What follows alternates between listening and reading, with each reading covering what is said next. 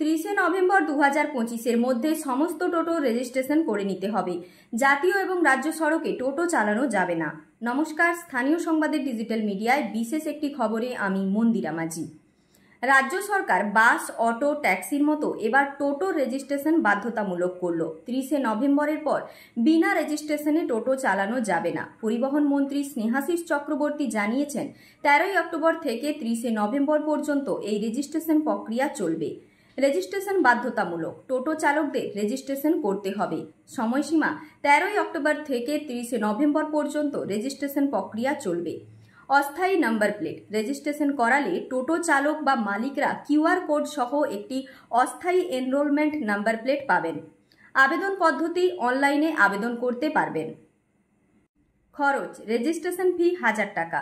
মাসিক ফি রেজিস্ট্রেশনের 6 মাস পর থেকে প্রতি মাসে 100 টাকা ফি দিতে হবে।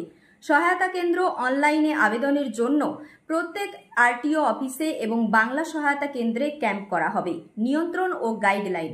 টোটো নিয়ন্ত্রণে নির্দিষ্ট গাইডলাইন আনা হচ্ছে। প্রথম ধাপে টোটোর সংখ্যা হিসেব করা হবে।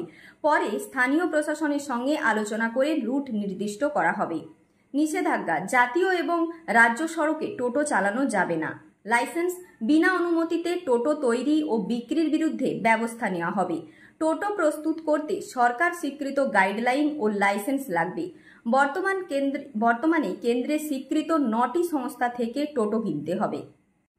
ভবিষ্যৎ, বর্তমান চালকদের নতুন অনুমোদিত ই-রিক্সা কিনে রেজিস্ট্রেশন করাতে হবে অথবা বর্তমান টোটোর কাঠামো স্বীকৃত মডেলে পরিবর্তন করতে হবে। ড্রাইভিং লাইসেন্স, ভবিষ্যতে টোটো চালানোর জন্য নির্দিষ্ট পরীক্ষার মাধ্যমে ড্রাইভিং লাইসেন্স নিতে হবে।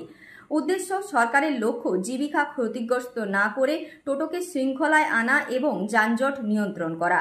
সরকার মনে করছে এই প্রক্রিয়ার মাধ্যমে রাজ্যে মোট টোটোর সংখ্যা জানা যাবে, যা অনুমান করা হচ্ছে প্রায় 15 লাখের কাছাকাছি। ঘাটাল মহকুমার সমস্ত খবরের আপডেটের জন্য চোখ রাখুন স্থানীয় সংবাদের ডিজিটাল মিডিয়ায়। নমস্কার।